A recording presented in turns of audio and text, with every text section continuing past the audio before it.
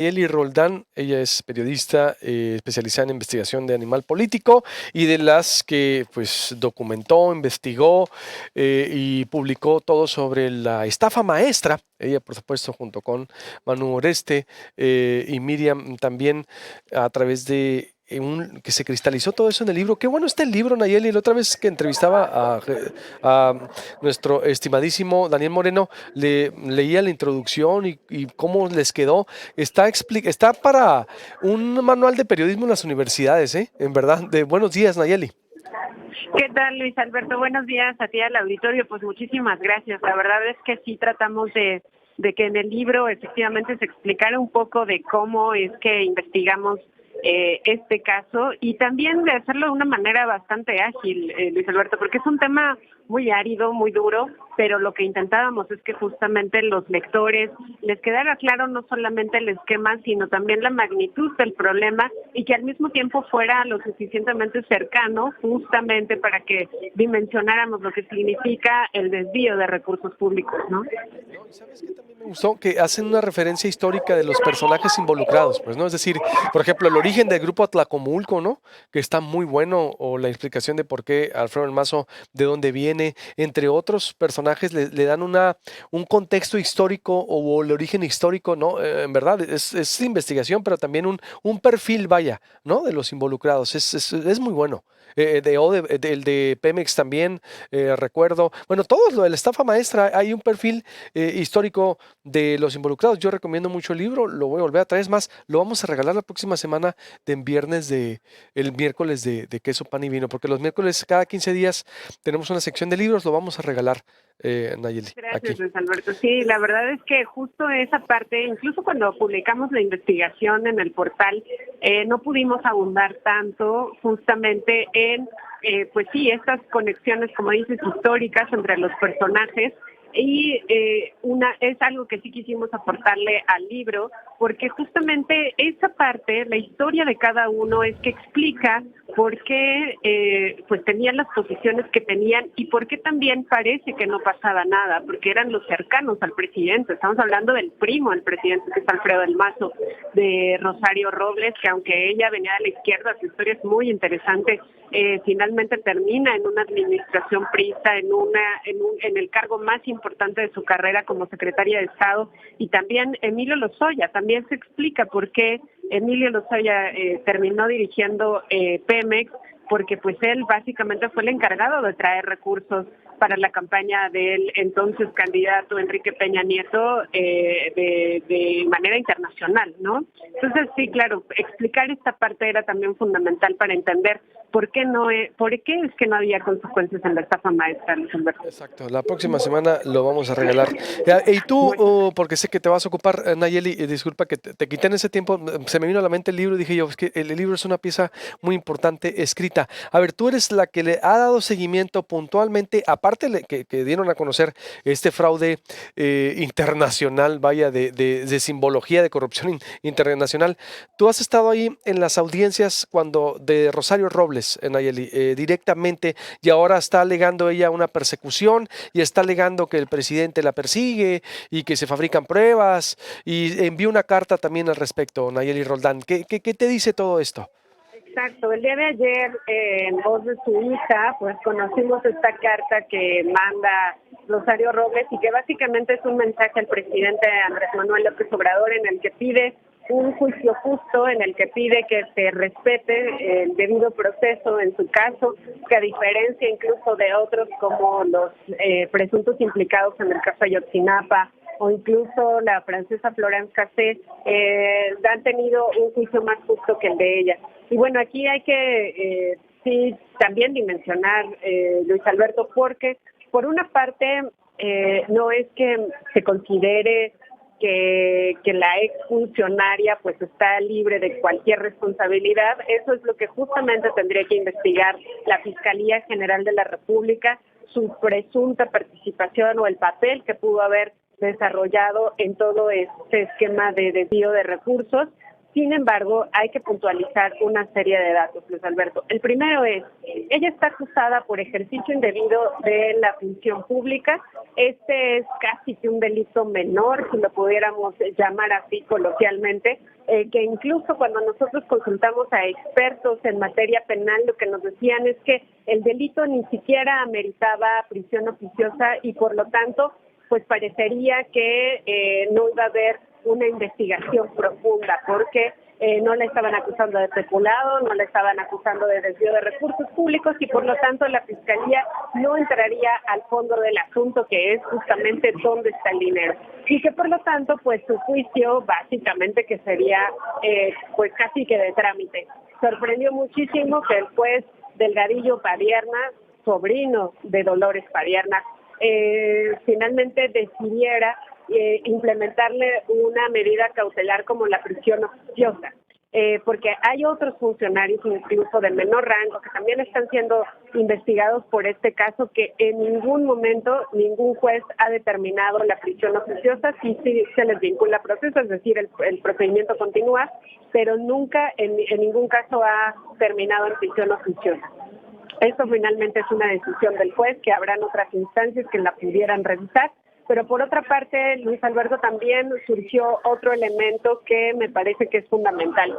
Esta decisión del juez de dictarle prisión oficiosa tiene que ver con que se supone que ella había mentido respecto a su domicilio y la Fiscalía había detectado que ella hizo un trámite de la licencia de conducir en la Ciudad de México, en la que da un domicilio distinto al que ella siempre había registrado, que era en la alcaldía de Coyoacán, en la Ciudad de México.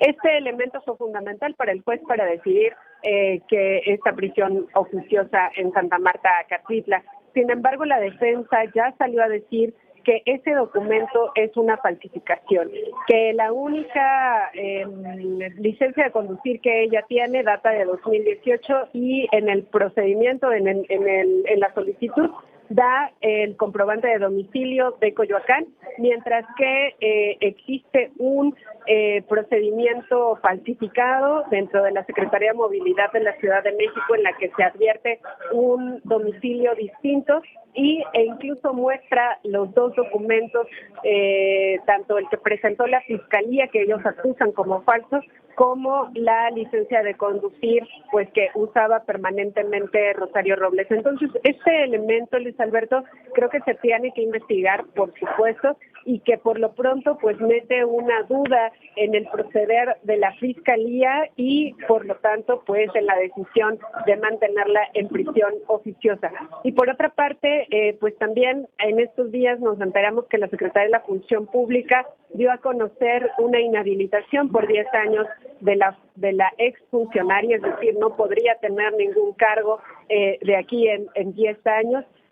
Sin embargo, lo que dice Rosario Robles es que ella se enteró por los medios de comunicación, que no hubo un aviso por parte de la Secretaría de la Función Pública. Incluso un dato que también llama la atención, que en el boletín oficial de la dependencia, pues incluso se menciona el nombre de la secretaria, o la exsecretaria, perdón, Rosario Robles, cuando regularmente en estos procedimientos la Función Pública cuida incluso muchísimo el nombre del implicado, porque aunque esa medida ya se dictó, todavía hay posibilidad de llevarla a los tribunales y de seguir en este procedimiento, y por lo tanto hasta que no sea una sentencia ya firme, digamos, hasta ese momento se puede dar a conocer el nombre completo del implicado, y llama la atención que en este momento pues se hizo ya público a través del boletín de prensa, Luis Alberto. Oye, entonces, ¿tú crees que está actuando con deficiencia en la Fiscalía? Me preocuparía porque se cae todo el caso, ¿o Nayeli? Por supuesto que se caería todo el caso. Ujú. Incluso mi punto es, esta investigación tendría que desarrollarse de la manera más pulcra posible Así es. y está en manos de la Fiscalía General de la República, y me parecería muy peligroso incluso que después, si un juez determina que no hay elementos suficientes que puedan acreditar la permanencia de ella en prisión, o que haya elementos para dictarle alguna sanción respecto a la acusación, pues básicamente sería responsabilidad de la Fiscalía, no del juez, como en otros casos se está queriendo hacer ver, por ejemplo, con lo de Ayotzinapa, los funcionarios públicos federales se la pasan insistiendo en que todo es responsabilidad del juez, cuando el juez solamente toma una determinación con base en las investigaciones que realiza la Fiscalía General de la República y las pruebas que ofrece. En este caso estaríamos exactamente frente al mismo panorama. La responsabilidad es de la autoridad que tiene que ofrecer las pruebas y que pone ahí todo para que el juez tome una determinación. Si las pruebas son insuficientes, si se caen incluso en cosas como esta que acusa la defensa de falsificación de documentos oficiales, pues entonces estaríamos efectivamente frente a una posibilidad de que esto no se desarrolle conforme a derecho. Salvador Camarena ha dicho, por último, hay otros 11 rosarios, Nayeli. Incluso ahí mismo se vincula a alguien de Sonora, al expresidente municipal de Hermosillo, Maloro Acosta, que por parte del RAN. ¿Crees que haya posibilidad de que se lleve proceso o vayan de alguna manera estas investigaciones también a vincularlos? Claro, ese es un punto fundamental y te agradezco siempre que lo toquemos porque nosotros hemos insistido en que la estafa maestra es un sistema de corrupción, no es un caso, no es Rosario Robles solamente, no es un funcionario público, se trata de todo un esquema que trabajó, que se maquinó, que incluso abarca a los funcionarios públicos de más alto nivel, en este caso eran exsecretarios de Estado o secretarios de Estado del gabinete del presidente en funciones, Enrique Peña Nieto, que no se puede entender solamente por la participación de una persona, de un exsecretario de Estado, sino se trata de toda una maquinaria y así se tendría que estar investigando. Es a los titulares de cada una de estas dependencias, organismos que participaron, pero también a los oficiales mayores que permitían la salida de los recursos públicos de las dependencias, incluso también a Hacienda. ¿Dónde está Hacienda en toda esta revisión de miles de millones de pesos que prácticamente se tendría que haber visto el boquete en las finanzas públicas? También el SAT tendría que estar investigando las empresas fantasma que ya tiene perfectamente ubicadas a la unidad de inteligencia financiera de Hacienda, que podría dar perfectamente con las cuentas bancarias en donde terminaron todos estos recursos públicos y que por lo tanto se puede determinar quién es el verdadero artífice de ello, porque obviamente tendría que ser el beneficiario de estos recursos públicos. Entonces, claro, no es solamente Rosario Robles, incluso aunque solamente se llevara a cabo de manera pulcra un caso como el de ella, no, con eso no nos tendríamos que conformar, tendríamos que estar buscando que eso abarcara, insisto, a todos los participantes del sistema de corrupción, Luis Alberto. Y sería entonces a los 11 rosarios que restan, dices tú, deben ser investigados. Claro, los 11 funcionarios que restan, pero también todo lo que hay alrededor. Insisto, el SAT, la Secretaría de Hacienda, e incluso también aquí aplicaríamos es el presidente, el jefe de estos 11 titulares de dependencias del gobierno federal y de otras entidades. Entonces también ahí tendría que estarse investigando cuál es la responsabilidad, en este caso, de quien fue el jefe del Ejecutivo. Te pregunto, ¿y ves ánimo en que sí, que después de Rosario, pase lo que pase por Rosario, que se haga todo esto de lo que me estás hablando? Claro, pues más allá de una consideración personal, Luis Alberto, yo te lo pondría tan sencillo como... Me refiero al sistema, ánimo del presidente y su gobierno y la fiscalía. ¿Ves ánimo del sistema, del actual gobierno, de que esto vaya más allá de Rosario? Si no, nomás se vería como una venganza. A eso me refiero, Nayeli. Pues es que el hecho es que solamente hay un funcionario llevando un proceso judicial, Luis Alberto. O sea, no hay ninguna otra denuncia, ningún otro proceso abierto en contra del resto, no solamente de los 11 que nosotros publicamos en la estafa maestra, de las denuncias que también ha hecho la Auditoría Superior de la Federación a otras entidades como el ISSSTE, como la SAGARPA. No hay ninguna de esas tomadas en cuenta por la Fiscalía. Entonces, creo que ahí pues se nota muy bien que todas las baterías están puestas solamente en Rosario Robles, ¿no?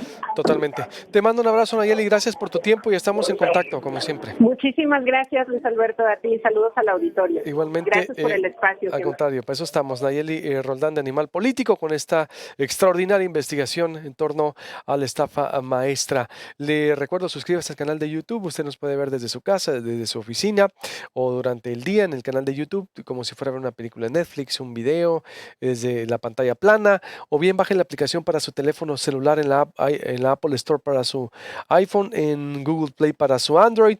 Estamos en proyectopuente.com.mx, en Facebook Live de Proyecto Puente también, usted nos puede ver, y en la señal de Megacable. Vamos a un corte y volvemos. La historia de Cristóbal Castillo, el hombre que rescata camellones en Hermosillo. Bueno,